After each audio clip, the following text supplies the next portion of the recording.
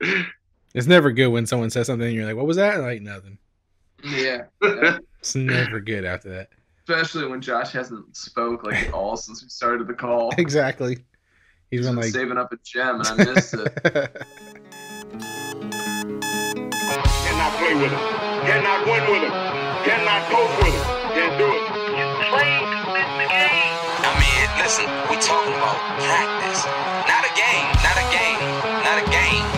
We talking about practice. Down goes Frazier. Down goes Frazier. You are now locked in to the Clock Dodgers podcast. Welcome to the Clock Dodgers podcast. I am your host, Neal. With me are two guys who I trust more than anyone besides myself to give out championship winning advice here on the podcast. First, we have the man who made trades with my opponent in our Dynasty League playoffs and almost caused me to lose. What's up, Adam? So close. Not cool, man. I know that was intentional too. And we also have the only person to have Michael Thomas, Jameis Winston, and George Kittle on the same team last week and somehow still get knocked out of the playoffs. What's up, Josh? Adam traded my opponent Tyler Higbee. I know he did. You don't think that was intentional, Josh? What's up, guys? What's up? He literally traded my opponent and your opponent a player right now, before. for all the listeners, if you participate in Dynasty Leagues, one of the best times to trade if you are eliminated from the playoffs is in the playoffs to the teams that are in the playoffs. It's so easy, and it pisses people off, and that's always fun too. I didn't appreciate it, Adam. You actually got Josh. How much points did you get beat by? Was it a Higbee type of thing? A lot.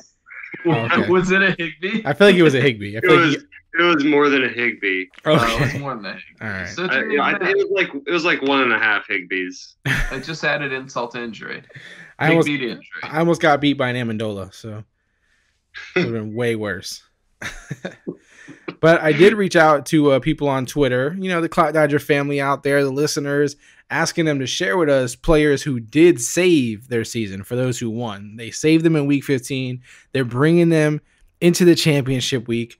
I wanted to, shout out those people, shout out the players who kept their seasons alive. So I'm just going to list down some of the people really quick. Shout out to Victor at offfield_mascot who said the Vikings defense came up big for him. I didn't have any defense. I don't have any defense leagues really. So defense didn't play for me at all. But I see defenses have helped a lot of people this year, like the Patriots and stuff. So I get it. Also big up to Austin. I don't want to mess up the last name, but it's at Austin_G_H. And he said he gave love to AJ Brown, Tyler Higbee, Zeke, and Patriots D. That's across a couple different leagues. But again, a defense in the thank yous here, man. My guy, Sophisticated Savage at DeMurray, he saluted Kenyan Drake. I don't know if anyone's seen that one coming. I guess some people did. Ryan Tannehill and a kicker, Kai Forbath. We don't really allow any kicker love on the show, but this is we'll make an exception. I still hate Future's music too. He's a fan of Future's music. I'm not a fan of it. Michael B's cousin at Bam Jordan. He had appreciation for Miles Sanders and Saquon Barkley, who he said finally showed up. Take a victory lap, Bam. And we got the other Josh number 2. He actually hit us up at generally_aware. He said he swapped in AJ Brown last second instead of Sutton, and he won by 0.48 points. That's pretty crazy. And last but not least, my opponent in the Clock Dodgers Dynasty League, the man attempting to block me from the winnings I so very much deserve, Beryl Joffrey. Is that how you say? Is that how you guys say it when you look at it? Yeah. Okay, just making sure. I didn't want, I want to purposely slander his name, but I don't know a way to do it. So at Beryl Joffrey, he sends his thanks to Julio Jones. My plan is to smack this mother this week, but anyway, good luck. He didn't think I would say it. He said, I dare you to shout it out. I'm going to shout you out, man. No problem. He thinks I'm running into like a buzzsaw this week. I'm not worried about it, Josh. He's not going to Higbee me, my friend. He's not going to Higbee me. Let's move on to the shout out to all those people, man. Everyone's great. We appreciate you guys. We love the interaction. And now let's talk about some of the headlines. There's some big stuff happening right now to end the season for those who have games that they're playing in the championship rounds here. Chris Godwin injured. It sounds like from everything I'm seeing, he's done for the season. Is that correct?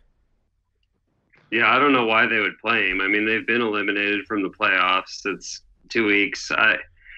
I don't know that his injury has already been stated as being severe enough that he cannot play, but I don't know why he would.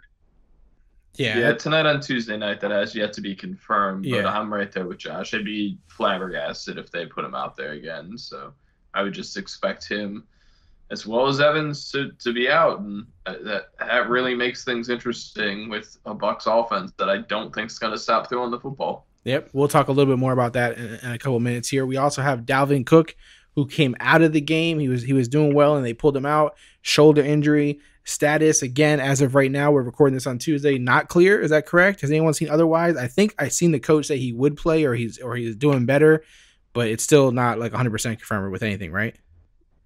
Yeah, it seems to be similar talk to last week where it's more they're not playing him as much as a precaution, which I guess makes sense because, I mean, they're projected to make the playoffs as of right now. But it feels a little Gurley-esque the more that it goes on. And from what happened last year, I don't know, man. He's one that going into like fantasy championship matchups, he's going to be extremely hard to sit. So I think most people are just going to end up playing him. But God, he'd make me super nervous if I had to roll him out. I was just going to ask you that because I actually had to roll him out. I think possibly in 2 leagues, for sure 1 league. So you guys think I should be concerned? I would be. Yeah, it's tough. It's really tough. You just don't know if he's going to get any workload. And I don't really have a choice. You know what I mean? Like you said, he's like the second best running back this year, like almost next to McCaffrey, right? So it's like he's been carrying my teams the whole year. And now it's like, damn, like, do I not start him now? It's like, it's too risky. I feel like it's risky either way. I start him and he gets hurt and gets come out of the game. Or if I don't start him, he's going to burn me and go for 30. Josh, what would you do, man? I would probably start him. Yeah. It sounds like you don't have like another RB2 you could put in there. Not really. Yeah, you got to just start him. I mean, technically, I could start like Marlon Mack at running back and then just flex a wide receiver or something maybe, but I don't know if that's a good idea. I think I'd still just roll Dalvin. Yeah. All right, and the last guy, Evan Engram, he got IRed. He's been out, a couple times here now and finally got IRed, so he's done for the season. Actually, in the Dynasty League that we're in, I got offered a running back for Evan Engram, but I don't like the running back, so I haven't said anything yet. I don't know. We'll see. It sucks for him. You guys think when he comes back next year, we're still looking at a top tight end, or anything's going to change with Ingram's situation? I think I would expect him to come back as a top tight end. Yeah, I don't know why that would change. Top 5, top 10? Where do you think he is, like going into next year, starting next year? Well, knowing only what we know. I mean, we can't know anything else, obviously. Kittle. I mean, you've got to put like Kittle, Kels, Ertz. You've got Andrews. This has got to be ahead of him. What about Hooper and Waller? I think I've got to put Hooper. I think I'd put him ahead of Waller. Okay. So top 10, but somewhere towards the bottom of it. I think we were right around like 5 to 7. Yeah, 5 to 7. Okay, that's fine. All right. We'll see how it goes. But yeah, his season's over for anyone who was banking on him. It's a wrap. Was there any other news or headlines or anything major that you guys feel like we needed to hit on really quick before we move on to trust issues? No, I think, Josh Gordon. Did we talk about Josh Gordon? We haven't. Josh Gordon is something we need to talk about. Josh Gordon, suspended. Done. Sad days. It is. It sucks. I wouldn't be surprised if the NFL just kind of moved on. That's how I feel. Neal, you want to say some final words? It's been years and years of preaching the gospel to Gordon. Nah, man. I said on Twitter, man, like every time this happened, I was rooting, for the Josh Gordon return to the NFL and, his chance again to, prove his talent right. But at this point, man, like I'm just rooting for Josh Gordon, the person. I'm done with the whole NFL aspect of it. Like, I don't want to keep doing this. Obviously, he doesn't want to keep doing this. I don't know what the deal is. I don't know what drugs it is. I don't know. It looked like it said PEDs and stuff too. I don't know what the hell's going on. But, I'm not going to beat that drum anymore as far as him coming back to the NFL. I don't know, where his head's at, what he's looking to do, but I'm done with it. But, hey, between you two, if you had to pick Josh Gordon or AB being back next year, which one do you say? Which one's more likely? I mean, AB by far. AB by far? Like, okay. Dramatic. Yeah, because AB, I think, actually could come back. Josh Gordon, I mean, they're not going to reinstate him again. I mean, he's suspended indefinitely from the league. Like, he's done. With AB, I mean, pending all this investigation stuff, there's at least an off chance that he comes back. I mean, teams have already voiced interest in him if like he's cleared of everything, which I don't expect to occur, but there's at least a possibility. I think with Josh Gordon, there's no possibility. He's done. I mean, he got a second chance, and he's obviously blown it. Yeah, if you watch AB on Instagram specifically, or if you're following a little bit of it on Twitter, he's literally going fucking nuts, man. Like, this guy is fighting with his baby mother, tweeting the messages to her dad to come get her, and cops are at his door, and then he's opening packages with microphones. He's gonna be a rapper. Like, man, it's going straight. He looks like he's going crazy. Like, it's just weird, man. So I don't know what's happening. I'm not banking on him coming back anywhere anytime soon, but I guess we'll see how it plays out. But he just seems like he's lost his fucking top, man. It just seems crazy right now. But yeah, we'll see how it plays out. Like you said, Gordon's gone, man. He's done. I had that guy, man. I had so much stock in that dude. He fucking failed me. It is what it is. All right, let's move on to trust issues. We're gonna basically focus. Obviously, anyone who's still playing right now is in a championship. Some leagues go to week 17, which is kind of crazy, but hey, that's what you're doing. That's what you're doing. But we're treating this like it's a championship week for the most part.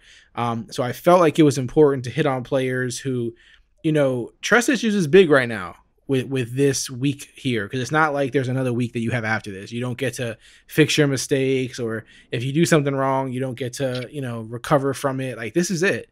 So I feel like trust issues is really important here. The ranking's gonna be really important. Everything we do is gonna be really important in this episode because it's now or nothing. So I wanted to start off with the Panthers, because they've decided to move away from Kyle Allen and they're going with Will Grier. I'm not so much concerned about trusting Will Grier, though, because I don't think anybody is starting him in their championship game, but more so his weapons and how he affects the rest of the team. So because of Will Grier, do you guys trust his weapons now, or do you have trust issues with them? Like, does it matter that much to you? I'll start. I mean, I trust DJ Moore and I trust Christian McCaffrey. Outside of that, I have severe trust issues. I trust both those players simply because of what they've been able to produce all season and the amount of consistency that they've had recently. I mean, Christian McCaffrey is a lock button. Nobody's going to bench him. I mean, it doesn't really matter what I say from here on out. So really, DJ Moore is the only possible bench. But with DJ Moore, you're looking at a player who in PPR leagues has not scored under 12 points in the second half of the season. I mean, he's just been so consistent and dominant on occasion. So the idea of benching him, I mean, I don't think that he's going to be affected by a quarterback change. For everyone else, though, that's a lot to bet on. I mean, really, you're only looking at, Curtis Samuel, I guess, and I don't think you could feel very confident in him. I guess Greg Olsen potentially, but again, I don't see how anyone could feel confident in any ancillary pieces. But McCaffrey and Moore, for me, like they're lock button starts, and I don't think even with a quarterback change, I'm gonna even second guess that. Yeah, I mean, Kyle Allen, obviously, he started off hot when Cam went down, and then he's just kind of deteriorated from that point forward. Josh, do you feel like Will Grier could be that much worse that it would affect you to not start DJ Moore? Like Adam said, he said he would start him no matter what. And McCaffrey, everyone's going to go that route. But is there anything with Will Grier that would, that would push you away from DJ Moore in the championship game, or no? So Will Grier is an old Big 12 quarterback. So I I watched this guy play some when he played with West Virginia. I think he got drafted in the same year that Mason Rudolph came out, and Mason Rudolph went ahead of him. But I think there's like a non-zero chance that Will Grier is good at football. Like, I'm excited to see what he comes out and does. He might be good. I mean, this guy has a college yards per attempt of 9.7. That's 92nd percentile. He's got a 79th percentile college QBR. I'm telling you, him and Baker Mayfield had some like ridiculous games of just slinging the ball back and forth. And I'm excited. Will Grier coming in does not make me want less of any of the Carolina Panthers weapons. Good. I mean, that's everyone's happy to hear that right now. If you have, McCaffrey, like we said, you felt less threatened about it, but DJ Moore. So would you start at Curtis Samuel? I mean, I don't know if he was even an option to start with before that for you, but would you start him? And if you say you were forced to start a guy like Curtis Samuel, would you be concerned? I feel like Curtis Samuel still has upside. Okay. With Will Grier playing. I mean, that could be wrong, but I don't think Will Grier is going to be worse than Kyle Allen. Yeah. I mean, I guess it's fair to say that Kyle Allen was getting snaps for a reason, but he's kind of flamed out. Like we found out that he's not that great. So I'm not afraid of Will Grier. Yeah, it'll be interesting to see how he plays out. Obviously they're just trying to see what they got, right? Like Cam's not there. Allen is, looked terrible as of late. So at this point they're like, well, let's see, if Allen's not the answer, we'll see if Greer's the answer to finish out the year. And, you have to imagine, I don't know. I mean, we'll see. Do either of you think Cam Newton's returning next year to the Panthers? No, I don't. Nope, I don't. Okay. Really? I kind of do. I don't know. It would just, I don't know. Crazier things have happened, but I don't get it. I think he's a top half of the league quarterback. It's just so hard to get good quarterback play in this league. It just seems silly to move on from it, but that's spoken as a lifelong Bears fan. I know what bad quarterbacks are.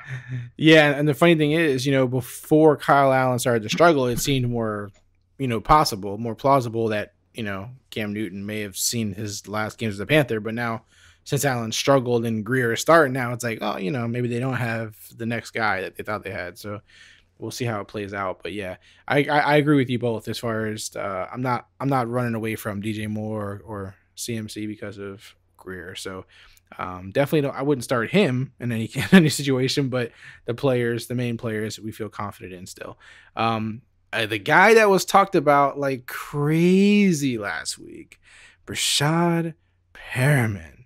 He is now numero uno in Tampa since Evans out, likely Godwin's out. I mean, this is the man now. So, I mean, last week he tore it up.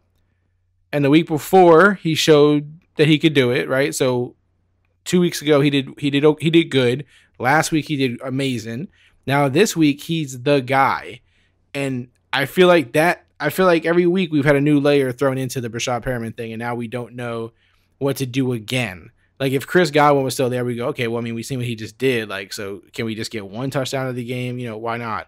But now when he's the number one, how much does that change things again? So trust or trust issues. I'm going to let Josh start with this one because I know you want to probably hate on him. So, Josh, trust or trust issues with Breshad Perriman this week in the championship round? I don't think that Breshad Perriman is going to be good enough to absorb any potential like extra opportunity. I think that the weight of Chris Godwin does not fit on his shoulders. He is going to continue to be the guy he has been, and he has upside.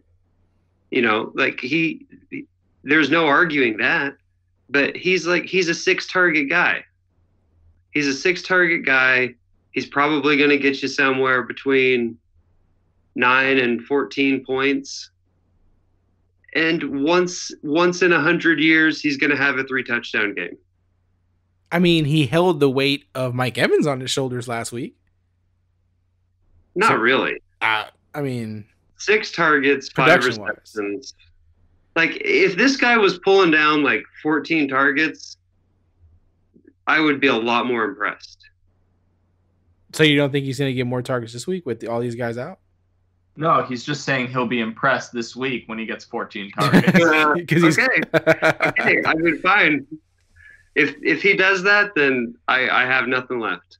Adam. I mean, yeah, just like our fantasy owners who are listening will have nothing left. So, yeah, I mean, Breshad is like, he's kind of the perfect guy for a question like this, in my opinion, simply because he's flashed as of late, but he's probably not someone who you expected to even be considering at this stage. For me, man, I feel like you've got to trust the situation. I mean, his offense is just going to throw the ball like crazy. Jameis has been just erratic, but phenomenal for fantasy wide receivers. And Perriman stepped into a role and not had any setbacks since stepping into that role. So to me, like, I mean, unless you've got phenomenal options, I feel pretty confident rolling out Perriman even in your championship matchups. Yeah, see, I have a situation where some people may have just picked up Perriman like he wasn't their guy to go with anyway, so it didn't matter. But like I'm in a situation where I had Chris Godwin and I picked up Perriman, and now I lost Chris Godwin. So now I'm like, well, it's logical at this point. I have to put him in the spot, right? I mean, like it just seems logical at that point for me. So yeah, but it does concern me now that Godwin's not there. Now I'm like, well, damn, shit. Now do I not trust the guy because everything's gonna be focused on him now? You know what I mean? Man, it's a tough situation. Like it's just, it does, throw another wrinkle into it. But like you said, with the way the offense is going, with the way we've raved about Jameis Winston and his style of play, right? Like, yeah, he may throw a couple of interceptions, but he's also, he's going to toss that ball to Perriman, right? I mean, so he just needs to come down with it once and it pays off. So it's like, I feel like you got to trust him also. The last 2 weeks, I think he's in the top 3, wide receivers scoring wise. And of course, I know each week it's, like I said, the variables have kind of changed, but I can't find the big argument against him, I guess, as far as... Okay, so Breshad Perriman or Debo in your lineup? For me, it's Debo. It's Debo all the way. I think we want Perriman. Yeah, I honestly think I might go Perriman as well. It sounds crazy, but... Like, why? What... Because he's going against the Texans, number one. Like, you have to consider that as well. Like, that has to play into this. Like, they could be burned for sure, right? I mean, it's not like we're talking about they have lockdown corners or anything. So, like I said, with Perriman, if you put him in your lineup, you're good with the one big catch. And, like, he can do that against the Texans with lots of targets. And Jameis Winston, who we know has no fear of throwing it. Like, this isn't Derek Carr throwing to him. This is Jameis Winston. He's going to throw it. Like, it's just going to happen. He's going to let it fly. So I just need him to come down with one big play, right? One big yard after catch or one big touchdown where he blows past all the corners. Like, I need that. If I get more than that, if I get like 6, 7, 8 receptions, of course I'm going to love it. But at this point, I feel like you go big or go home. Debo is playing who, the Rams? Yeah. I mean, I feel like they're similar matchups. And Debo could house one. He could. I'll probably have both of my lineups this week. Honestly, I mean, the thing for me with Debo is, I mean, he had a setback last week. Prior to that, he'd been super consistent. But I feel like from what we saw last week from Perriman, he has ceiling game potential. Debo has ceiling game potential. For me, it's just a situation of, I honestly think at this stage in the season, for what we can expect next week, we can expect Perriman to get probably twice the amount of targets that Deebo Samuel's going to see. Like, I don't see a situation where Perriman doesn't see double-digit targets this week. He hasn't yet this season. That's a ridiculous statement when you're looking at a team that had a consolidation of targets to its top 2 receivers where it was nearly 50% of the offense. I mean, that is a thing. It is the only thing, Josh. It's the only thing. It's the only thing their offense was. You're taking out the only 2 pieces of that offense. Here's the problem. If nobody's out there getting first downs, those vacated targets disappear. Like, the volume very quickly just goes out of the offense. They're not really just there to be taken. I mean, that is a fair point. If the offense is less efficient, there are overall less attempts, therefore less targets. Like, I get the logic, but I think that just overall, the way that offense is going to try and function is to throw the ball downfield and to try and throw the ball downfield often. And I just don't see – I really don't see a scenario where Perriman isn't the leader in targets on that offense. And outside of what seems like a fluke performance by how that offense runs and them scoring under 14 points, like he's going to see end zone targets. He's going to have potential to score, whereas San Francisco can beat you a myriad of ways. So I don't think that there's that much consistency for Debo to feel like he's just a lock button in your championship game. Like, I think it's a good example because that to me is one where up until last week, like, this sounds insane. It would be Debo all the way. He'd been so consistent. But when you're playing in your fantasy championship, to me, I want to go for upside for that 1 week. And honestly, I think Perriman's going to see like twice the targets that Debo will. I think O.J. Howard might have more targets than Breshad Perriman. This guy still here. Watch this happen. O.J. Howard's going to have more targets than Breshad Perriman in Week 16. You are just going hard in the paint on Perriman, man. There was a week when they played Seattle in Week 9 where Godwin had 9 targets, 61 yards. Evans had 16 targets, 180 yards and touchdown. And Perriman actually had 8 targets, 42 yards and touchdown. Like, man, that's just a whole lot of throwing the fucking ball, man. Like, now you're telling me both those guys are gone. My concern is both those guys are gone. Can the team play well, right? Like, yeah, that's my only concern. I'm not concerned whether he'll get targets. I believe he will. I'm not concerned whether, Jameis is afraid to throw the ball to him. Like, even if they're getting blown out, like, are we concerned Jameis isn't going to throw? No, we know he is. Are we concerned that he'll throw into double coverage? We know he will. Like, all I need Perriman to do is blow by a corner one time, and it works. You know what I mean? Like, I don't know, man. I'm starting him. I trust him. I start him. It sounds like Adam trusts him. It sounds like Josh doesn't trust him. He just is not going to, like, step up a level. That's all. We'll see. He already has. Maybe. 2 games isn't enough for Josh. We'll see if the championship matters. I say this. I think if Josh was in a championship and he had Perriman on his team, I think he would start him. Take it as you will. Debo, but over Debo, yeah, okay, whatever. But you still would start him. You wouldn't have Debo and Perriman. Don't worry. The next guy is also an interesting name, and that's Kenyan Drake, another guy who went absolutely crazy last week, went nuts. Obviously, they played Cleveland, so that has to count for something. They didn't play David Johnson at all, healthy David Johnson, that I was mocked for on this actual podcast by these two. And he went crazy. So the Cardinals play who this week? Who do they play? I'm sorry. The Cardinals will be playing the 49ers? The Seahawks. Oh, Seahawks. Okay. So they play the Seahawks. Do we think Kenyan Drake can go absolutely crazy again? Or do we think we got to pull it back a whole lot and temper ourselves here? Obviously, we don't expect super, super craziness. But, I mean, just logically, can he be a RB1, really strong game for people this week? Yes. Yes, he can, because he's getting all the stupid opportunity. But David Johnson is not washed.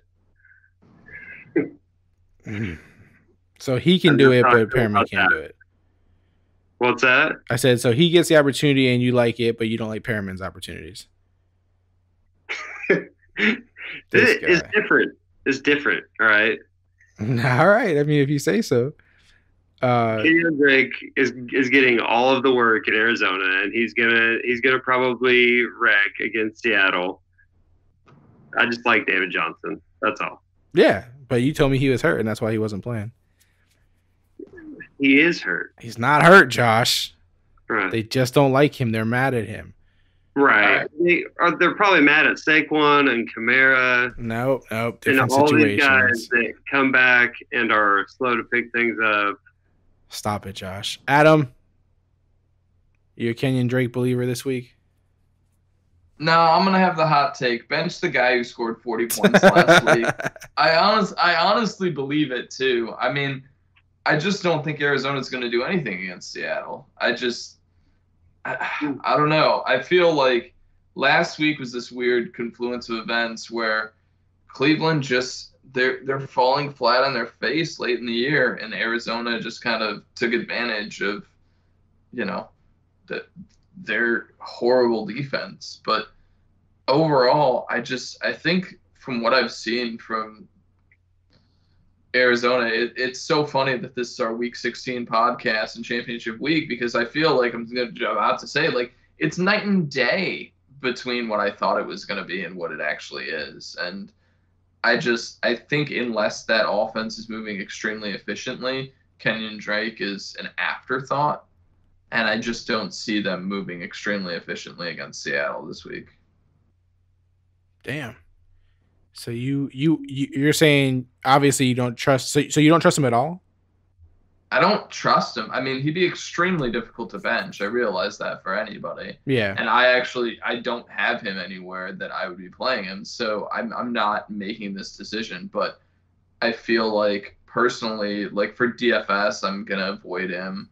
I don't think that 40-point game is replicable. I think that it was really just a product of, them letting him score 4 touchdowns, which is huge. And ultimately, I think unless they have a really positive game script, he gets nowhere near that volume. And in the games where he hasn't, I mean, he's an irrelevant fantasy asset. Yeah, I know it means nothing looking back on their matchup earlier in the year, but in week 4, Arizona lost 27-10. The running back then that got the most work was David Johnson. He only had 40 yards rushing, but he did have almost 100 yards receiving on 8 receptions.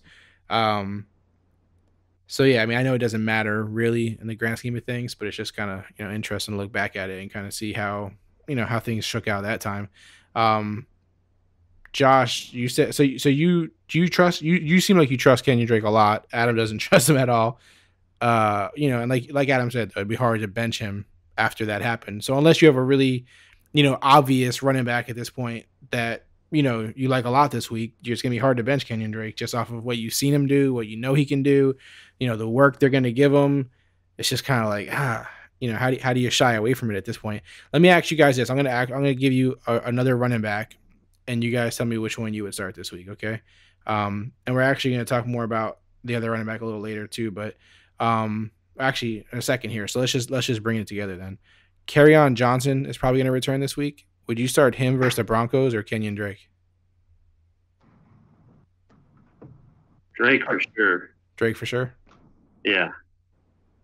Yeah, I mean, I definitely am going Drake. I didn't even know that Kerryon was projected to be back until I saw it on the show notes. So yeah I mean, like, to me, I don't think you play Kerryon Johnson. Yeah. I mean, it's not like this elite running back coming back. I mean, it's it's your fantasy championships. You're not going to take that risk. I'm not. People were in love with him. That's why I was curious.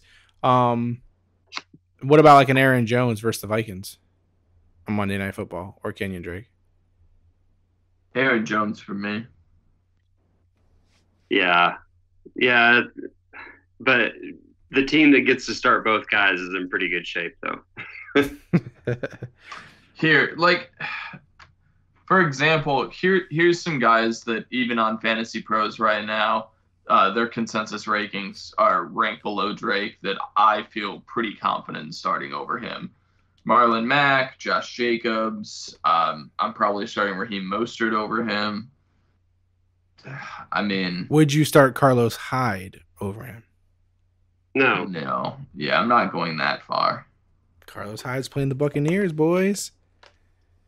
He's been doing well. But he's not going to get any passing game work. Like Kenyan Drake has had that involvement.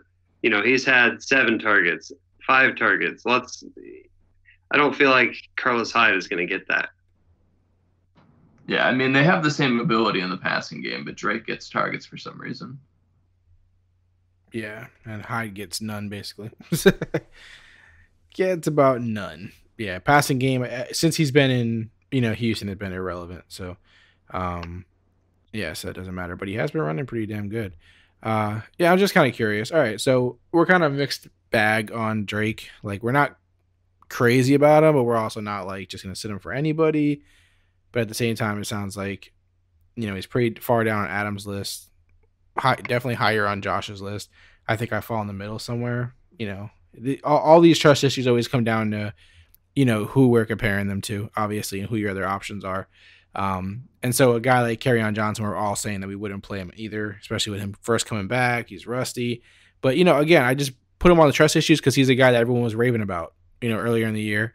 And I think some people get caught up in situations like this when a guy comes back, when they're like, oh, this was my guy that, I drafted higher and I super believed in him. And now he's back just in time for my championship. Like, so I feel like people get caught up in that sometimes. And so I feel like it was, at least worth bringing him up. It sounds like we all would definitely shy away from him. But I do feel like it's important to mention that I'm not big on starting guys coming off like not playing for a long time, no matter who they are. So, yeah, so I'm with you guys on that. Last guy I did want to ask you guys for trust issues is Tyler Higbee. He's obviously been going nuts also, as much as Perriman and Drake and all these guys have recently. I don't know if Everett's coming back this week or not. He's been out the last few games. I think he was close to playing last week. I feel like he was like a game time decision or something. But the Rams are playing the Niners. They held Hooper down pretty damn good. Do you guys trust or have trust issues with Higbee in a championship game with it all on the line against a 49ers defense with the possibility of Everett coming back? I trust. I mean, to me, it's a smash. Like, no doubt in my mind, I'm playing Higbee. I don't know. I don't know how you could question what he's done over the last 3 weeks, and he's consistently seen an increase in targets each week. And it's not like, I mean, the fear is them bringing Everett back, which sure, I get it, but it's not like they don't have other passing options. Like, there's obviously something specific with Higbee that's causing this increase of targets. I don't really know if it's going to carry over into next year at all, but as for the rest of this season goes, I feel like I'd be extremely confident in him. Josh, you feel the same way, man? You're super confident in him to finish out the year? I think you got to roll Higbee. Like, first of all, if you were starting Higbee, you don't have a great tight end, right? Right. So I think you just have to roll him. Like, you've got a guy here that has upside, which is something 7 tight ends have. I think you have to continue. Maybe even if they rolled Gerald Everett, because he probably is not going to come right back and play a full load of snaps. That's fair. What if you did have another tight end? Like, what if you lost Hooper, so you picked up Higbee or something like that for a couple weeks, whatever? Would you roll him over Hooper? Hooper's not really back to being Hooper yet, right? Yeah, I would roll Higbee over Hooper. I mean, look, against San Francisco, Jared Cook had a big day. Mark Andrews had 14. There are also some duds in there, but there are also some dud tight ends. Yeah, I mean, Hooper might have struggled more because of himself than San Francisco. Yeah, I think you got to roll him. Yeah, I definitely agree, and I think that comes into play with a lot of these guys we're talking about, with Perriman, Drake, Higbee. They are having big weeks. They haven't had them all season like that, on a continuous basis. But at the same point, guys are getting hurt. They're hot. You kind of ride the hot hand at this point. If this is what got you here or what's, carried you into the championship game, this is kind of, you go for broke, man. You play these guys because there's not too much of an argument not to, unless you got a much better player on your team. So, yeah, Higbee's another go. Man, anybody surprised by Higbee? I feel like he's been kind of, when he first came into the league, he was kind of highly touted. Like, people thought he was going to do really well, and he started off slow. I think he had some, like, off-the-field issues and stuff at first. But the way he's just come on at this last minute, is this like a big surprise to everybody, or? Yeah, Go ahead, Adam. Oh no, I was just gonna say, yeah. I mean, tight ends do take a long time to develop, so there was definitely a lot of hype around both Higbee and Everett like 2-3 years ago. But it seemed like over the years people had more gone to the Everett side just due to athleticism. Yeah. So I think it's interesting to see Higbee kind of breaking out in Everett's absence. Yeah, it's been fun to see. And like you said, from a dynasty standpoint, who knows how this is going to play out next year, you know? If it'll continue this way, if they'll get more 50-50 split and they're both kind of, you know, or if they'll just ride hot hands each game and you never know which one's going to go off. We'll see how that plays out from that standpoint. But for this week, we all trust Higbee.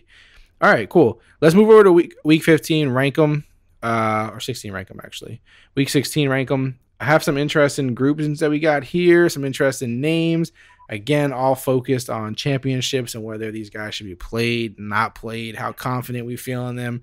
So the first one I wanted to go through was a few big-time wide receivers who have been hurt, and whether they came back last week or they're coming back this week or whatever the case may be. They've been hurt, they've been hobbled, and I want to rank them by how confident you are in starting these guys for your championship. So the more confident guy you'll go with at the top, least confident at the back end. The three guys that we're ranking are T.Y. Hilton, that guy on the Vikings that you guys say I pronounce his name wrong every time. You guys can pronounce it if you'd like. And DJ Adam Thielen? Yeah, Adam Thielen, that guy. There you go. You did it. and DJ Chark. So those are the three. Are either one of you anxious to go first? Or I'll go first. Up to you guys. I mean, I can jump in. Okay. I think if Adam Thielen comes back, I'm probably most confident in him.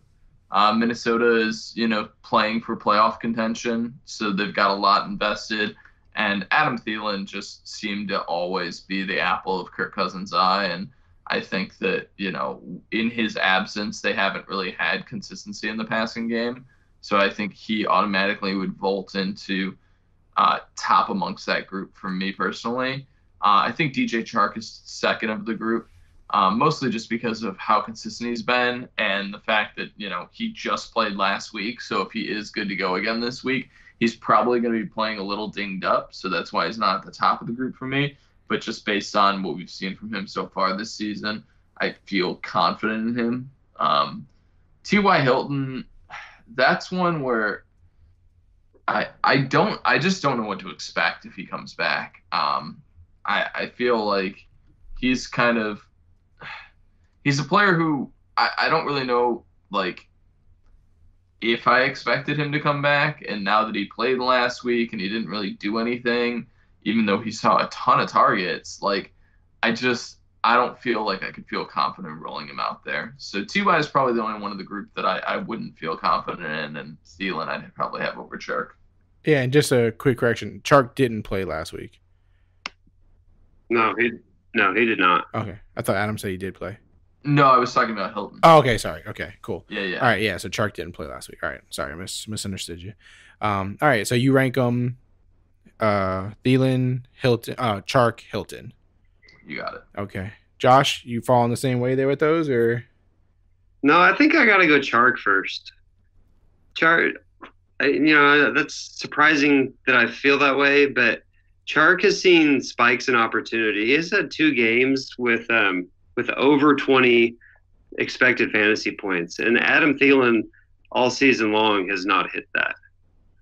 So I feel like I'd go Chark first, Thielen, and then I want to see it first from Hilton, which means I don't get to because it's week 16. I'm actually not mad at that because also, I mean, they're playing Green Bay, the Vikings, and they're not bad. Like, their secondary is pretty decent. So it's not also like, a cakewalk either, whether he's, healthy or not. But I feel like Kirk Cousins has struggled a lot. Breshad has struggled a lot recently, and obviously we're talking about Minshew here, but I don't know, man. Like, I don't think it's crazy no matter how we would list these guys, actually. Like, I could see the argument for any of them going first over the others, Like, I could see someone saying Hilton over the other two if he's back. But, I mean, the fact that he did nothing last week was kind of like, a little disturbing. I'm sure he wasn't 100%, But I'm not confident in that, like, I don't know. Are you guys confident in the Colts offense right now, like, as a whole? Not at all. Not at all, right? Which sucks, man, because I don't know what to think about Mac with that being the case. Like, it just seems like everybody on the Colts is kind of struggling right now. Like, I don't know. It's a good matchup for them. They're projected to win. Yeah. It's at home. Yeah. I mean, I think that there's enough for like a player like Marlon Mack, there's enough like game script kind of things that I feel confident, but the rest of that team, I don't really know how confident I'd feel. Yeah, no, I agree. Yeah, I think just because of the matchup, I think I would go Chark first over Thielen. Man, we're talking about three guys who could all have great weeks, or we could see them all struggle. I just feel like, playoff wise, again, none of these three guys in the championship game make me feel great though. Like I'm worried about all three of them, but if I had to rank them, I probably would go Chark first, and that could just be me being optimistic about Minshew and Chark and getting creative and crafty. But I'm worried about Thielen's defense. And what about? Okay, yeah, I'm gonna go Chark first. Chark, Thielen, Hilton, but it could easily be the other way around.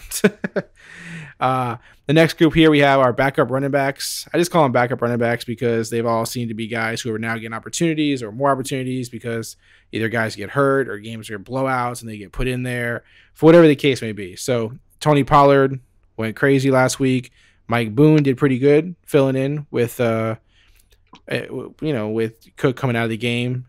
So that wasn't bad. And then Boston Scott, he's only, I say backup, but it's because Jordan Howard's not playing. So if Jordan Howard was playing, we probably wouldn't be talking about Boston Scott. So Tony Pollard, Mike Boone, Boston Scott. Do any of these guys jump off the page to us? Like, they're the obvious play or what? I mean, I think Mike Boone has the safest workload, but I also think that he's going to Bo Scarborough for you. CJ Ham came in and got passing game work. I don't think that that's going to happen for Mike Boone. Like what happened this week is his top of the line outcome, but he's the only one of the three that has safe volume. And that, you mean if Dalvin Cook and Madison are out again? Is that what you mean? Or right. Because they were both out last week. So yeah, I'm assuming that he's the starting running back. Gotcha. I mean, Tony Pollard and Boston Scott, I think, are both better players than Mike Boone. But, like, Tony Pollard only saw 12 carries because Dallas was in an extremely favorable game script. Like, they were leading that whole game. Yeah. Do you trust any of these three for the championship game, though? Like, if you got to roll one, I think you go with the volume of Mike Boone. So Boone, Pollard, Scott for you then? Yeah. Just like that, Boone, Pollard, Scott. And if Cook plays, how does it change? Mike Boone's done. Done. 0. Okay, so then it would be Pollard, Scott, Boone. That's fair. Adam, you see it exactly the same way? Yeah, and I think for like start-sit purposes, Boone's the only one that I'd even remotely consider. And even then, it's got to be, Dalvin Cook's out or Dalvin Cook is going to see a very limited snap count. I don't think I'd feel confident even starting Mike Boone if things are potentially unclear on Cook. And I don't know, Boston Scott and Tony Pollard, they're players that you cannot feel confident in. So it's actually kind of ironic. Like if I had to rank them, they kind of get ranked in the exact reverse order that I'd have them for dynasties. So for next week, it would be Boone, Scott, Pollard, but for Dynasty, it's Pollard, Scott, Boone. And asking you, Adam, because you said Thielen was your top choice for the last rankum group, does it matter to you whether Cook doesn't play or plays? For Thielen? Yeah. No, it doesn't make a difference. Gotcha. All right. The last group that I want to rank with you guys is just some guys that I feel like are kind of boom busty.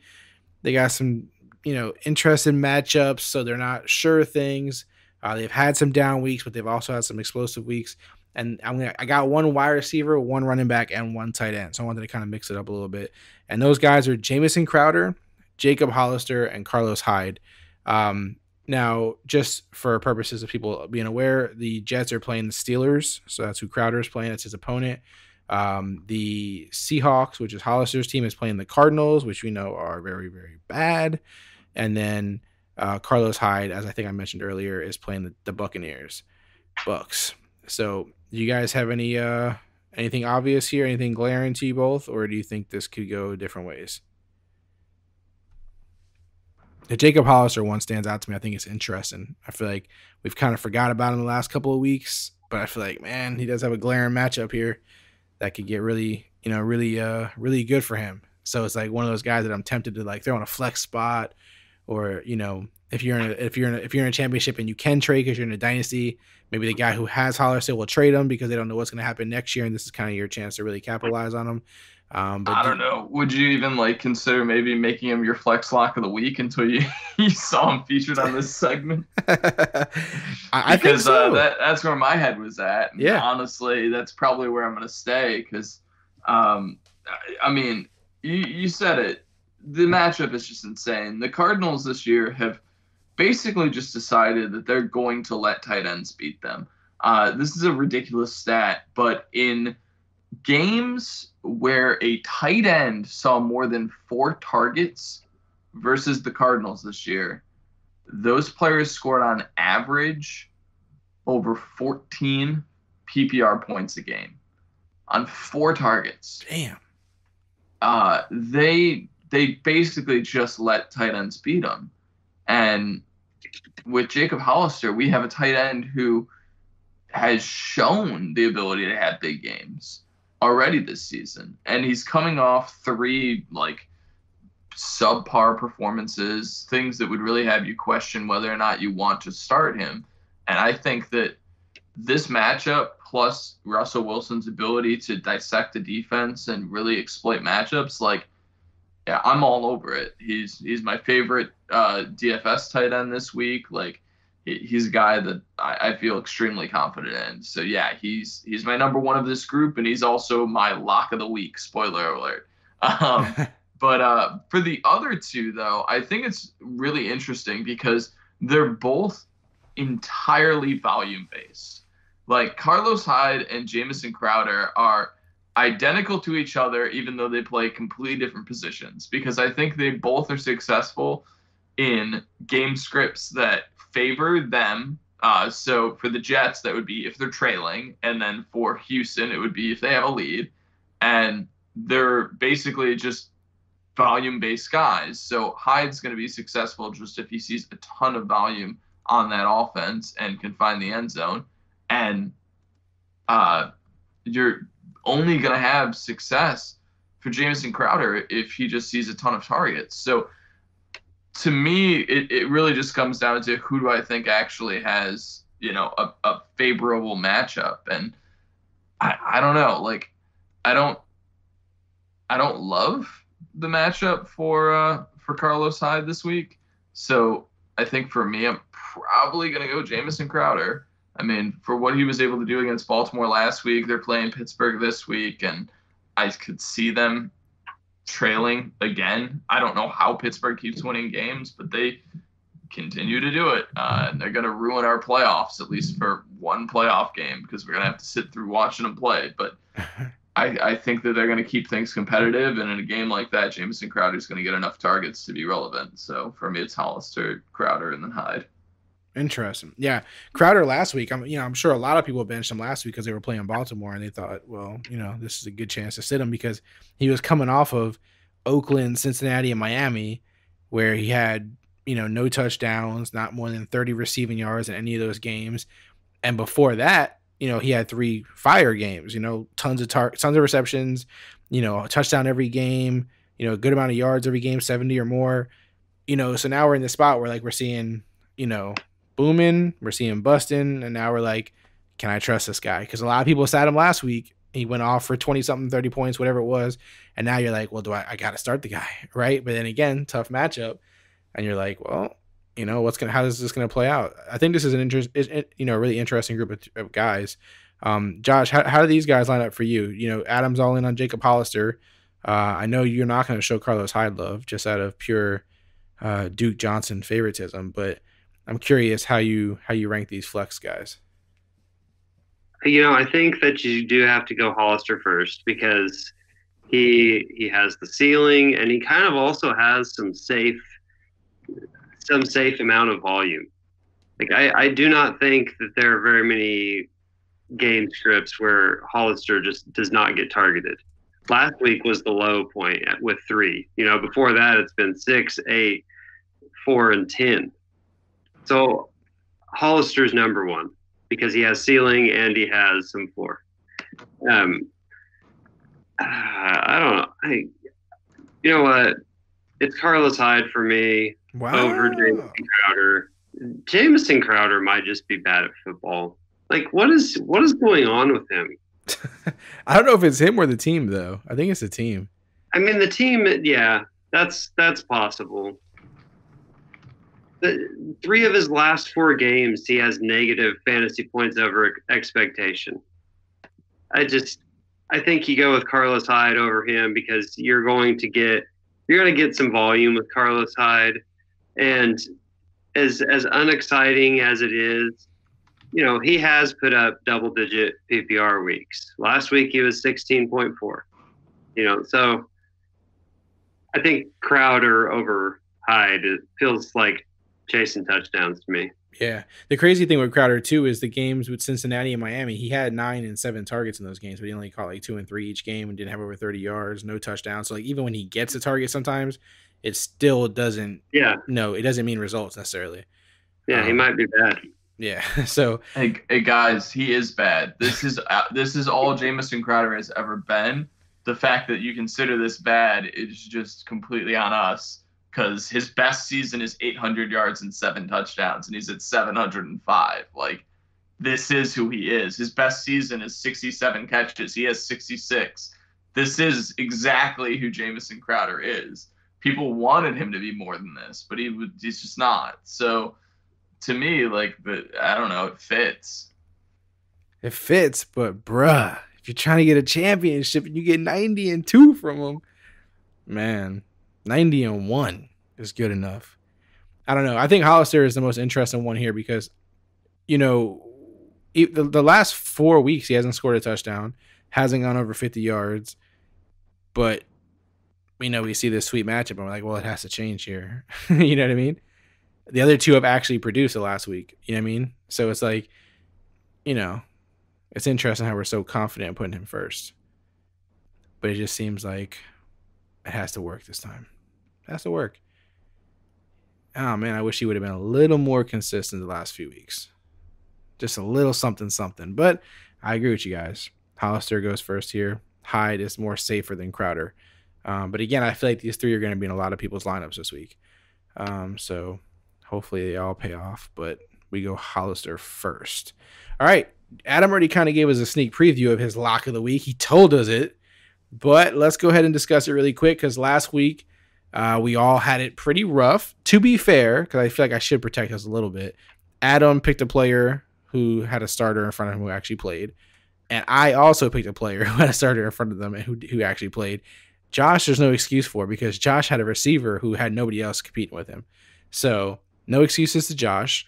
He was going true. Chris Conley was playing ahead of him. Whatever. They're playing the Raiders. There was no Chark. Like Justin Watson's about to play ahead of Breshad Perriman. Yeah. You're gonna beat that Perriman to the ground. I can't wait till you're wrong. I cannot wait. So yeah, none of us won last week because it was bad, but my Isaiah Ford did score the most. I would like to take credit for that, even though it's just a small victory for me. It means nothing for anyone who actually had to use them. But let's jump into flex locks of the week. No one won, but Adam did say his is Jacob Hollister for everything we've said already. Correct, Adam? 100%. Yeah, I mean, like I said a minute ago, like the matchup in itself has been extremely exploitable all year. But I think that this makes the perfect lock of the week because you have 4 straight weeks now of Jacob Hollister basically being irrelevant for fantasy after 2 huge performances.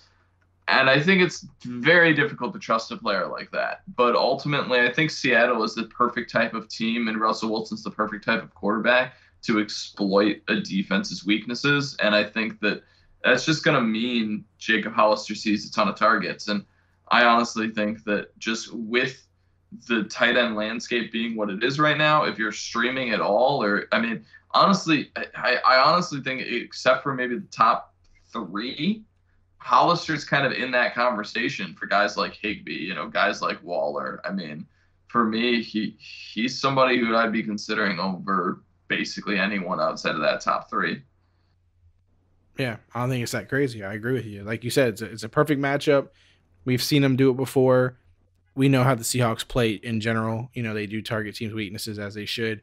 So like everything is going his way. The only thing that you know scares you a little bit is it hasn't gone his way for the last 4 weeks as far as, you know, big time production. But it does seem like a guy that I feel like even if you have another tight end, like he's worth flexing, right? Like over some wide receivers, over some running backs, like over some of the guys we've already spoken about today. Like, you know, you would start Hollister over a Boston Scott, right? You would start Hollister over the guys we mentioned, you know, with Hyde and Jamison Crowder. Some of the other guys we spoke about earlier, Higbee, you said you wouldn't. Breshad Perriman. Josh, you're so crazy that you hate Breshad Perriman. Would you start Hollister over Perriman in your flex? No, probably not. Okay. How to find somebody. How to find someone to back you down. But all right. So yeah, Hollister's going to be a popular guy this week. It's safe to say. And a great target in your dynasty leagues where you can still trade for tight ends and stuff, right, Adam? Great guy to trade for. I'm telling you, he's a great guy to trade for because the owner of Hollister right now, all you got to do is sell him on the idea, like, what's going to happen next year, man?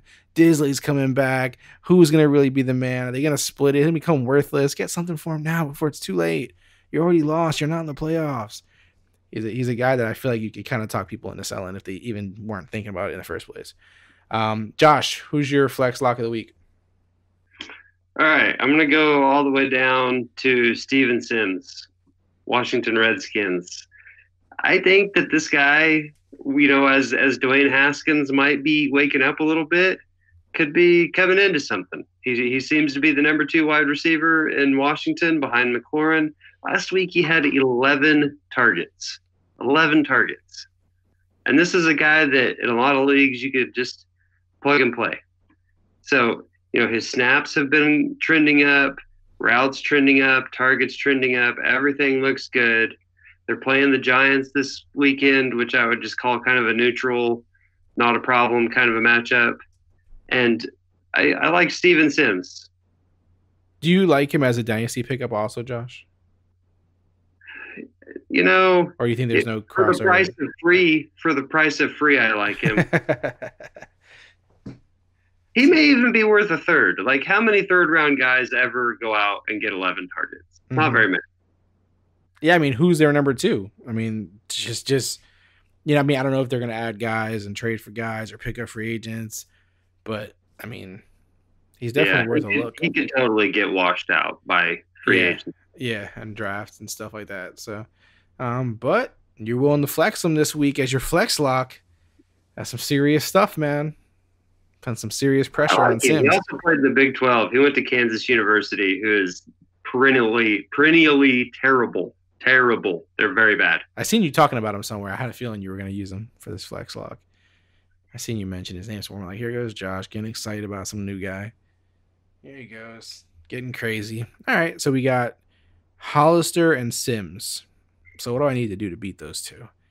I'm going to go back. I'm going to stay faithful, as I always do, because I'm a guy with lots of trust, lots of loyalty.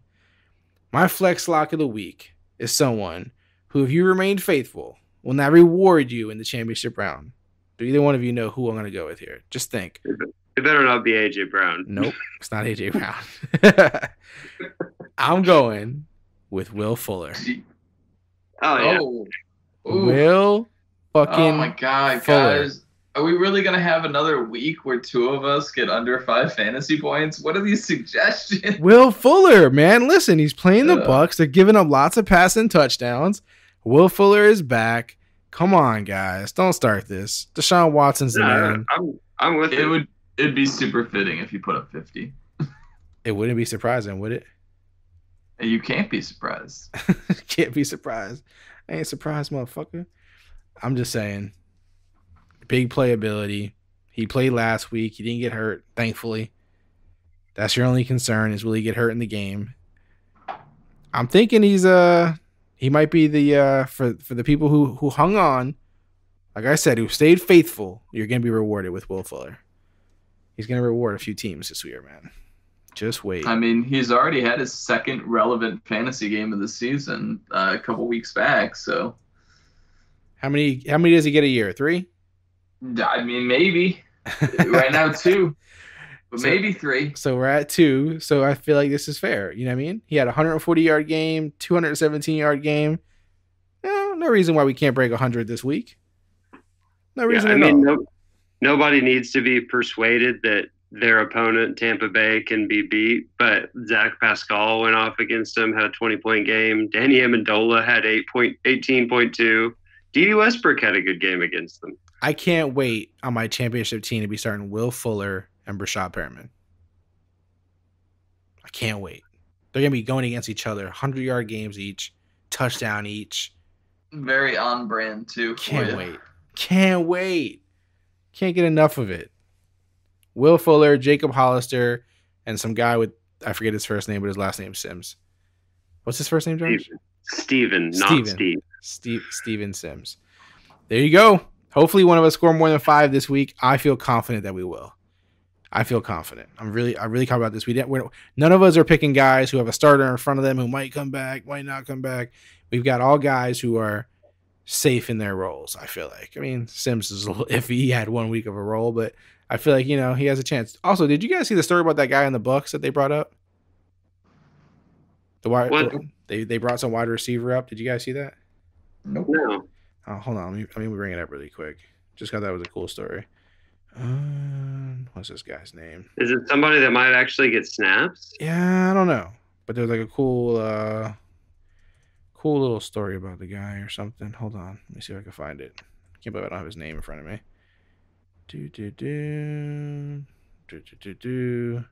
Cyril Grayson. He was a track star. And they added him to their active roster today.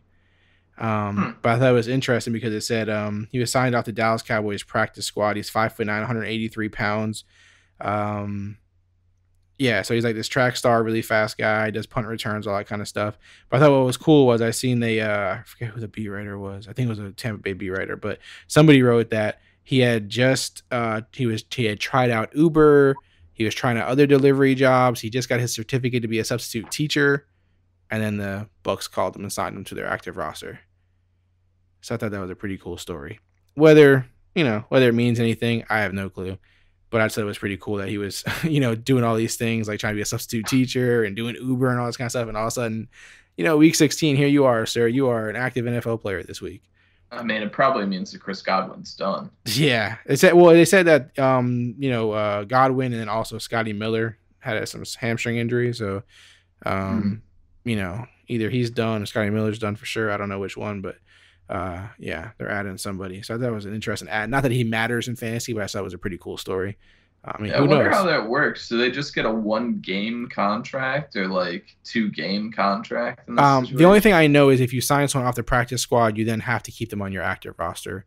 I think that they're required to pay them the guaranteed minimum. Yeah, I think so. Which would be really nice to only play 2 games and get a season's worth of pay. That's neat. Yeah, so it's a pretty cool little story to look up. We got our little teacher connection, right, Josh? Come on, man. I'd be happy for the guy. Yeah, go Subs. Go Subs. Go Subs. What is the deal with a substitute teacher? You like, what do you get? Like, you don't have to have a real degree or something? Like, what is that? How's that work? No, you're supposed to have a degree. Okay, so like, you're not as cool as a teacher. You're not that high level. Is that how it works? Like, substitute teachers, people who are like still trying to be teachers or something like. In states where there's a lot of competition for teaching jobs, that's probably true. In Oklahoma, it's kind of the bottom of the barrel, to be honest. Gotcha. All right, so that's our flex locks of the weeks. That's a little bit of feel-good story there. Let's move over to foul or no foul before we wrap this episode up. Foul or no foul. Foul or no foul. Let's see what we have here, boys. I don't think I have any sports-related questions on foul or no foul. I went straight pop culture on your asses. So the first one here, the first statement I have here is, it's weird that Kim Kardashian photoshopped her daughter into their Christmas picture after the daughter didn't want to take the picture. Foul or no foul?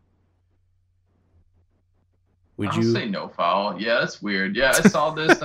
I thought it was weird too, especially because I didn't realize how old their kids are now. So when I had first read about it, I didn't really process who it was in the photo that was photoshopped. And then I went back and was able to look at it after the fact. And I was just initially reading it, and her statement around it is that, the daughter was having a day. which to me, when I read it, I was like, oh, that's a nice way of saying temper tantrum. Yeah. But then I looked, and how old is their daughter? Like, I read that initially thinking that she was like going to be 5 years old. She looks like she's like 11. So that's a drastic difference in the way that I process that. Because like a 5-year-old having a temper tantrum and you guys are taking a family photo for Christmas, like, all right, sure, I get it. Like, you don't want to try and wrangle them for that photo, fine. But when it's an 11-year-old, it I don't know, raises a whole nother set of questions. Like, did she not want to be in it for some reason? Did she not want it shared? Like, I don't think she's 11. I think she's like 6 years old or something. I think she is a little kid. No way. Seriously? I think so, yeah. I cannot judge ages of children. You both have children. This is why I'm not a parent. All right. She looks way older than that. I'm looking at a photo right now. She's probably not 11. She's probably like 8 or 9. But nonetheless, like, she didn't look like a 5-year-old, which is what I had interpreted from reading about it ahead of time. So you guys aren't down with photoshopping your family members into the pictures? I think it's fine. I think it's a smarter decision if you got one acting up. Like, that's way better than the alternative, trying to strong arm them in. Yeah, it was an interesting move. I didn't even notice it. I guess a lot of people who like are good with pictures and picture editing and photography notice it like right away, I guess. But yeah, it's a great Photoshop. I can't tell. It's pretty good. I'm looking at it right now and I still can't tell. It's pretty good. The lighting a little different on her or something. They said the lighting looks a little different or something. But yeah, overall pretty good. Pretty good. All right. Yeah, I'm looking at this again and now I feel really dumb for saying 11. I retract that statement. I don't know what the heck I was thinking. I'm telling before, you, she's like 6 years old. 5 or 6. She's like 6 years old. No, for sure she is. Yeah. But still. Yeah. I don't know.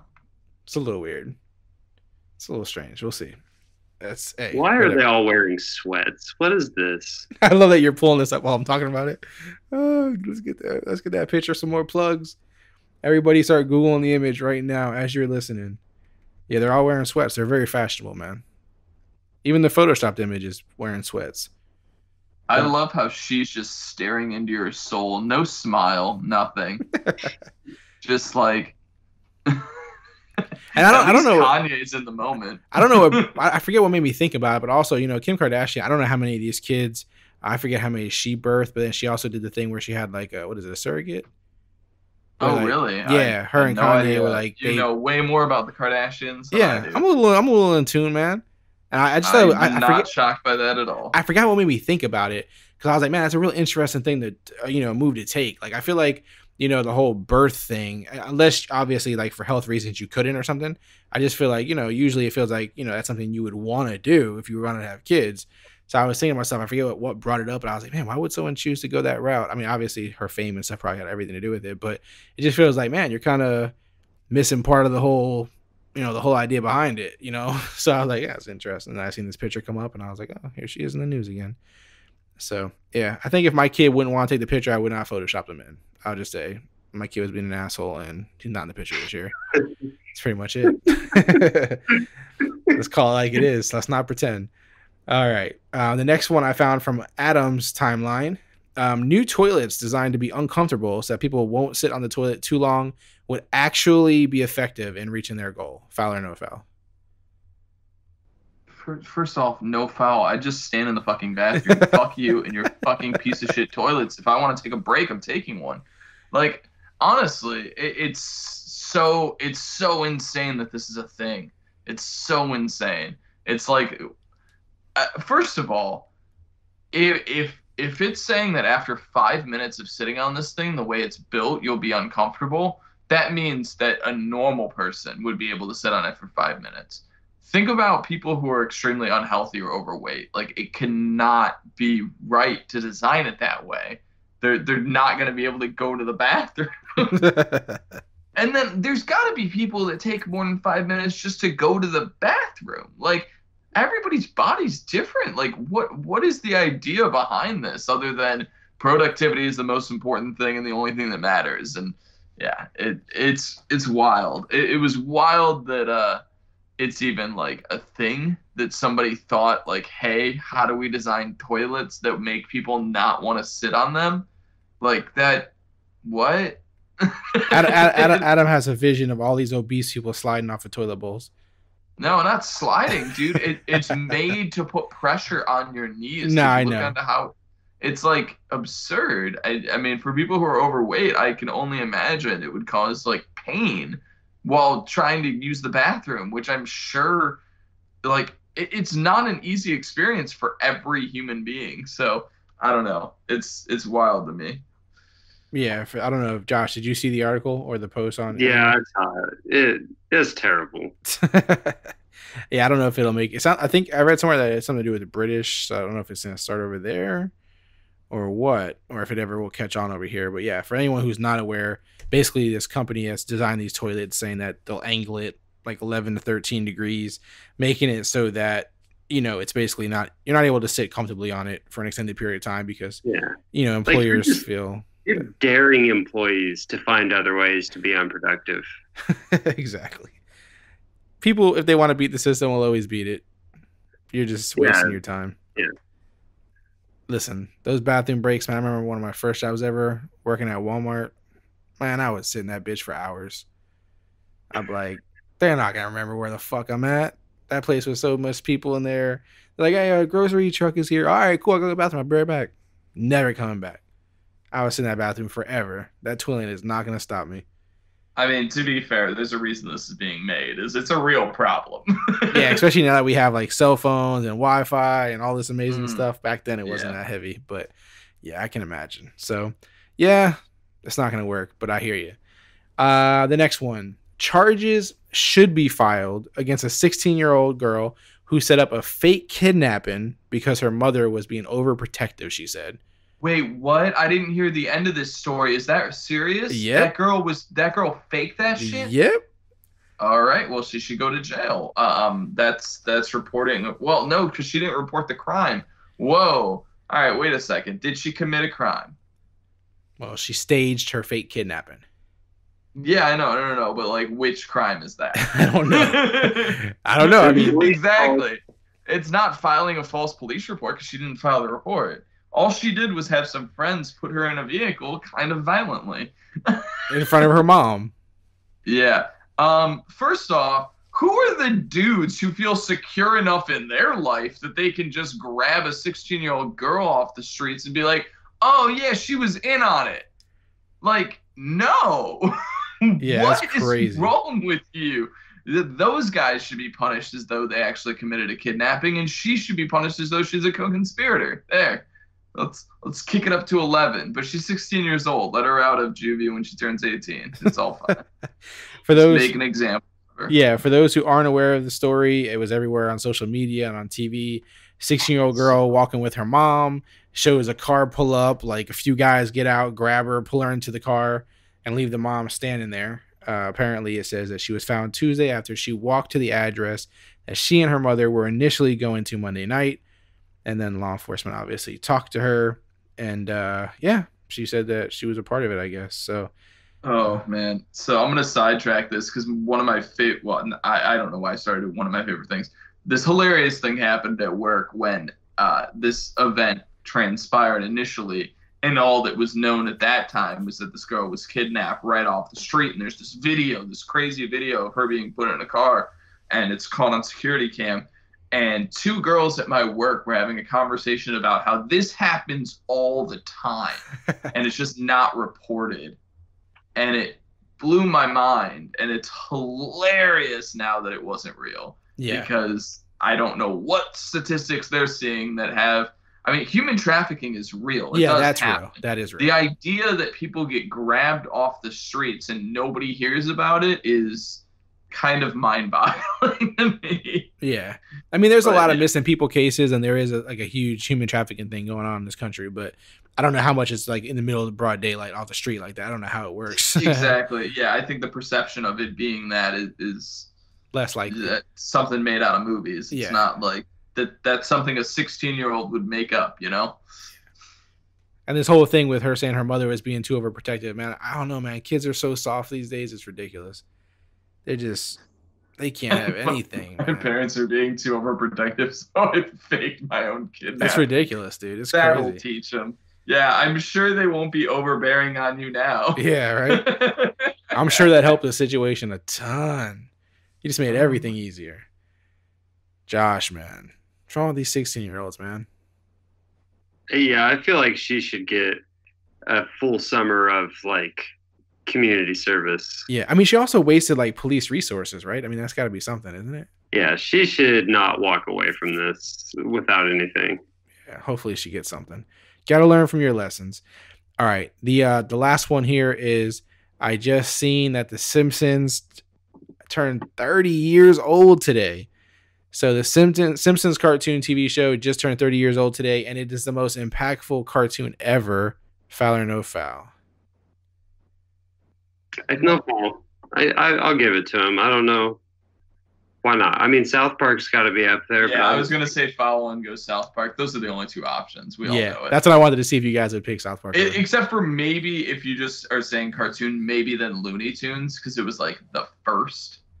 But yeah, I mean, those are the three, if you even could put any in consideration for, most influential or most important cartoons of all time.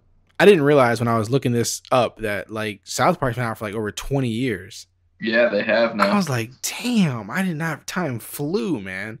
Yeah, well, and to me, it's kind of wild to think about it in the context of The Simpsons, because when I think about the two, I think about The Simpsons have been on like this eternity, and South Park was on for a small portion of that. But like when you think and you realize like, oh, South Park started like within the first 10 years of The Simpsons, it seems kind of crazy to think about in that context to me. That's what I was thinking about. I was like, no way. Like it was in that first 10 years that it was out. I was like, man, that's crazy. Because I, like you said, I think of Simpsons being way older.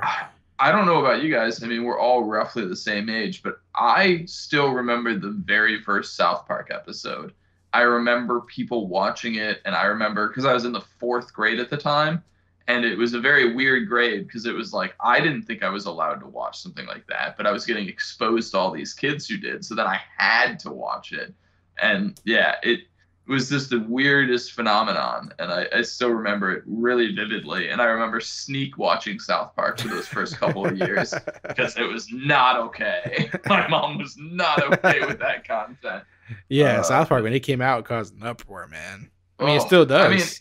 But yeah, it still does. But now it's so funny because they've just kind of gotten this free pass from society where like everyone's kind of okay with South Park just doing their South Park thing. But when it first started, I mean, cartoons of anal probes and like just the most ridiculous stuff from episode 1.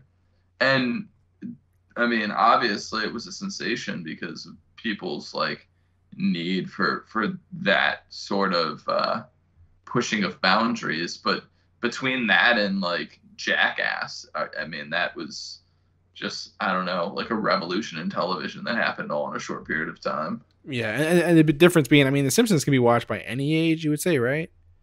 Uh-huh. But South Park, obviously not.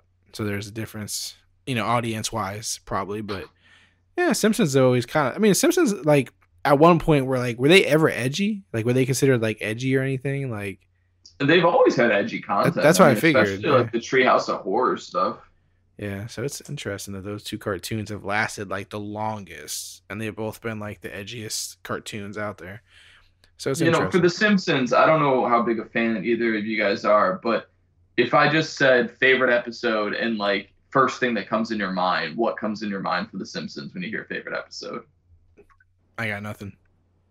I mean, like, that's what I'm saying. I don't have a favorite episode of The Simpsons. I'm just asking, like, does any, like, what comes in your mind? An image, like, anything about The Simpsons? Like, what is the first thing that pops in your head when you hear Simpsons? Sideshow Bob. Okay, there you go. I like that. I mean, that's such a classic character, and I always loved Sideshow Mel as well because it was Frasier and Niles from Frasier. Yeah, and that always cracked me up. But Josh, what would it be for you? Like, what first jumps in your head when you hear Simpsons? I really liked Millhouse. You are. You the would, adult bud. Millhouse. You would. You are Millhouse. See, for me, I remember all like these weird Simpsons inside joke memes, like Mr. Plow, I think of immediately, or Do you guys even know what I mean when I say Mr. Plow? Nope. There was a single episode where Homer becomes a snowplow guy called Mr. Plow. I think I saw that. Yeah, it's a whole song. It's very good. But then, like, I also think of Mr. Sparkles, which is this weird Simpsons episode where a laundry detergent brand is using Homer's likeness as their mascot, and their mascot's called Mr. Sparkles, and it's this Japanese like laundry detergent. It's so good. But like that's the reason that I love The Simpsons, is those are the kind of things that stick out to me, are like those little weird details. And two of my best friends are just still to this day obsessed with that show, which is just wild to me. But yeah, those are the things that stick out to me. And then it always has that big controversy how they predict stuff or whatever. Like I always see that kind of stuff too. Like, oh, Simpsons predicted this, Simpsons predicted that. You know, one of those funny things. But yeah, it's a good show. All right, cool. Simpsons, South Park, can't lose either way. Last thing I want to do, guys, before we end this episode is show and tell. Don't know if you boys brought anything to the party today. I'm gonna just jump and get mine out of the way. My show and tell is actually these two Netflix series. One's called Movies That Made Us, and the other one is Toys That Made Us. Oh yeah, okay. I think they're cool. They're both fun series to watch. Kind of relive some of your nostalgia from your youth. You hear cool stories, kind of reminds you, brings you back a little bit, but also you hear some, how they started, the early struggles, behind the scenes type of stuff. Like for the movies one, they talk about like Ghostbusters and stuff. And like, oh, we had this actor in mind, and this happened, that guy died, this, that, like it's kind of cool to hear all this stuff. Same thing with the toys. Like they have like Teenage Mutant Turtles, Power Rangers, and like all these kind of things. Like it's just fun to watch and kind of see like how they started. It kind of brings you back, to your childhood a little bit if those were your eras. But yeah, it's just pretty cool series. They're fun. They're light. Nothing too serious. But Movies That Made Us and Toys That Made Us are both, I think they only have like a few episodes each right now, like 4 or 5, if I'm right. But yeah, pretty fun, lighthearted episodes, but they're pretty cool to watch. That's all I got. Well, I just started watching the new HBO series Watchmen. Just finished the first season. I didn't. It just finished the first season. I'm just 2 episodes in so far, but I'm really impressed by it. I heard a lot of people talking about how it's one of the best like self-contained seasons they've seen of any TV show. So I really had high expectations going in. But through 2 episodes, it's really interesting. Like I don't want to get too into the details, but initially for me, like I read the Watchmen graphic novel. I watched the movie. Like I really like Watchmen, but that story just felt so flushed out that when I heard about the TV show, I wasn't super interested because I was just like, the story's already done. Like I just immediately assumed it was just going to be another remake. And it's really a brilliant retelling because they're almost taking the Watchmen universe, which is super interesting, like the alternate history of it, and focusing more on the social political climate than on superheroes or their influence on it. Like the superhero stuff is definitely involved still, but it's such a, it's like a backstory to the universe that they're actually like telling the actual story in. And the very first episode also deals with a historical event that happened in Tulsa, Oklahoma in 1921 that I was entirely unaware of until the series. And I'm sure many other people did when it actually happened, saw the social media uproar of all these people who had never heard of this event. And I mean, there's no other way to describe it than a massacre. I mean, it's a horrific event.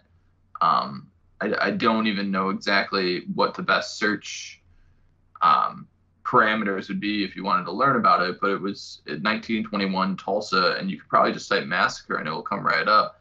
But essentially in Tulsa, Oklahoma, it was a very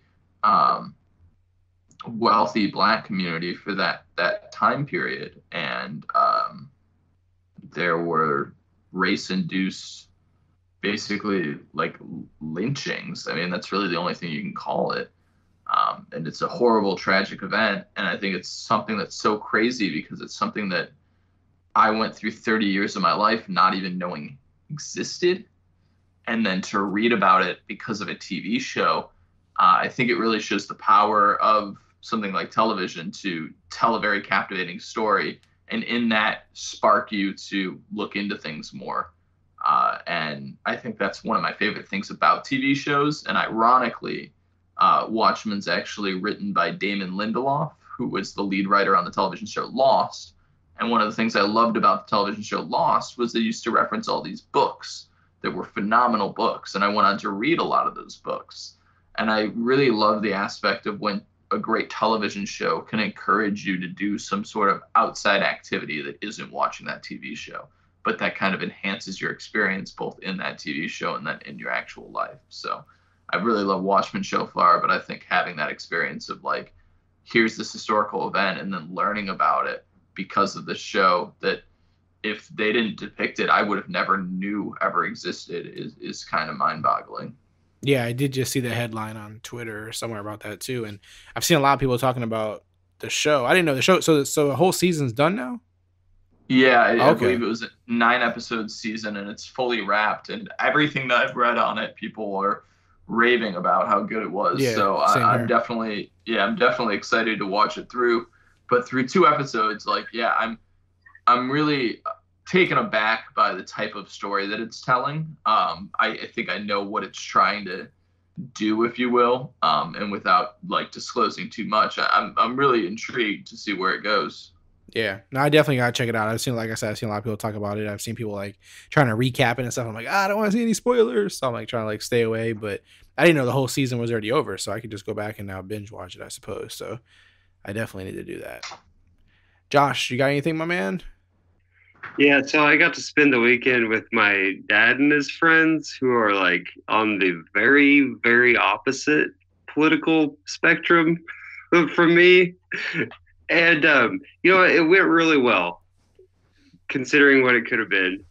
And I remember hearing a podcast years ago that just talked about like, if you get into political conversations with people like that, just stick to specifics like laws, policies, actual real things, and stay away from the vague, ominous statements. And it works.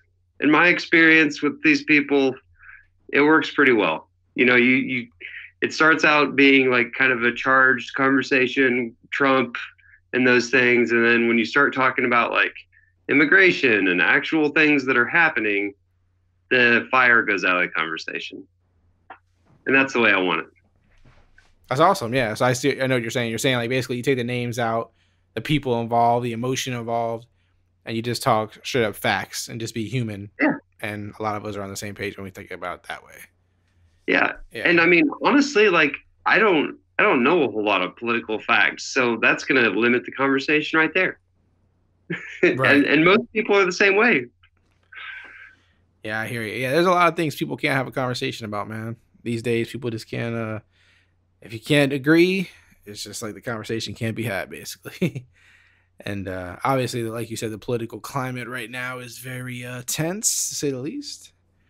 It's very tense. Adam, are you really political or not really?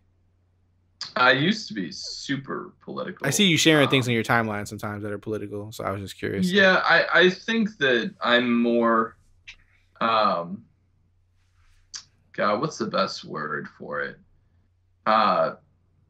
Not disinterested. I find the entire political process to be very disingenuous and maybe jaded. Jaded is fair. I think more or less I've basically gotten to a point. I don't know. The thing I used to say when I was in college that I probably still stick to is I think that it's all much like professional wrestling. You can root for whoever you want, but they've already written a script as to who's going to win, and we're just watching it play out. You can pretend it's real all you want, but I don't think it is. So, yeah, I guess if you had to ask, my political views are more conspiratorial in that regard. Like, I don't think that we actually have much influence over who is our elected officials. And I think that of all the options that are being presented right now, there's not really any that I think have a realistic shot of running this country that aren't basically put there by the elite that are already running this country and a lot of other countries just based on how our economic system works. But yeah, I mean, without getting down a giant rabbit hole, essentially I'm more apathetic towards politics because I don't think that it's going to matter who we elect to the White House after Trump. It's going to be a lot more of the same. Clock Dodgers, where your voice doesn't count. Your vote doesn't matter. They count the votes. I mean, it's obvious that they count them. I don't think it matters who gets elected. I would just like some better options. That's all I'm saying. I don't know. I mean, as far as like all the big things go, like it just they don't seem to change. We're still a war machine. We're still not going to stop that. So yeah, so, like the faces change, the names change, but like the actual issues don't seem to change sometimes. No, it's just it seems like it's a big show. Yeah, but we've got a good show at least. That's right. All right, Adam, any good last tweet out there, man? Or did we already cover your last tweet? Oh no, I need to pull up the Twitter machine. While he's doing that, Josh, are your articles still going or you're done? I turned in my last one today. Okay, but are you going to keep writing after this, or is just your waiver article stops? Yeah, I'm definitely gonna write. Probably best ball, and I don't know what else over the off season. Cool. So keep checking player profile articles from Josh, and you can find any new articles he writes at JC Crocker on Twitter. Adam, you got your last tweet up? I mean, my last tweet was about the decline toilet. But I'll go to my next tweet prior to that one that is somewhat relevant. Someone on my timeline was making a comment that they were going to be going to Chicago, and what's the one place you have to eat when you go to Chicago? And to me, I separated it into two because I like to cheat when people say one place. But there are two of my favorite spots if you ever come to Chicago that I recommend to people. If you have an opportunity to go to a sit-down restaurant, the Girl and the Goat is a really fancy place that I've been to a handful of times, and everything I've ever had there has been phenomenal. But then the one that I recommend to everyone whenever they come to Chicago is this Korean fried chicken place called Crisp. And if you've never had Korean fried chicken, it's such a better experience than any other form of fried chicken. Just the seasonings and the spices that they use, and oh my God, it's making my mouth water just talk about it. But yeah, Korean fried chicken is freaking phenomenal, and I'd love to try it at other places as well. But that's been my experience is at this place called Crisp here in Chicago. So never had Korean food. Korean fried chicken, does it have bones in it or no bones? Like chicken tenders, or are we talking like chicken breast? I mean, technically you can do both because Korean is really like the seasoning that's put on it and the sauce. I mean, it's the way it's prepared. But traditionally it is like fried chicken. So it is traditionally with a bone in it. But I mean, the place Crisp also serves tenders. And gotcha. I'll be honest, I normally opt for tenders as well because I too don't like eating around bones. Man, I'll tell you one thing about Twitter. I've never had more debates with people on Twitter about anything more serious than food. Like politics, religion, all that stuff aside, man, people will argue to the death about food with me. I don't know. Did you try talking about Damian Williams this offseason? Yeah, that's true. That's another one. I'll tell you, man. Like, people are still not friends over that. Nope. Some of my favorite analysts hate each other. There's all kinds of stuff that cause hoopla on Twitter, man. But how you eat your steak, how you want your steak cooked right now was a heavy contentious one for me. Yeah, I can't even revisit that at this hour. No way. No way. And then I seen the latest debate on Twitter was gay Jesus. I'm like, my God, you guys will argue about anything on this place. Twitter is a dangerous place to be. I'll tell you that much, man. It's a dangerous place. All right, that's it, guys. You can find Adam at the other FF guy. You can find Josh at JC Crocker. You can find me at Clock Dodgers. Those are all on Twitter. And we're going to have another episode next week, probably like a recap episode, like a year in review type thing. So we're not gone after this week. And then we'll continue to do podcasts, fantasy football, but mostly at this point, we'll see how we do it schedule-wise. But we'll do some dynasty stuff and things like that in the off season, and we'll find some fun stuff to do. So we're not going away. So don't unsubscribe after you win all your money this week. Don't go away. Don't disappear. We're going to continue to bring content. We'll figure it out. We'll see how we do it, but we're not going to stop for sure. So don't disappear on us. We will be one of those fantasy podcasts that continue to be updated on your what do you call that? Playlist? I guess it's your playlist. Feed. Your feed. There you go. Your podcast feed. Gotcha. Bam. If you can, leave a review. If you rock with us, we appreciate it.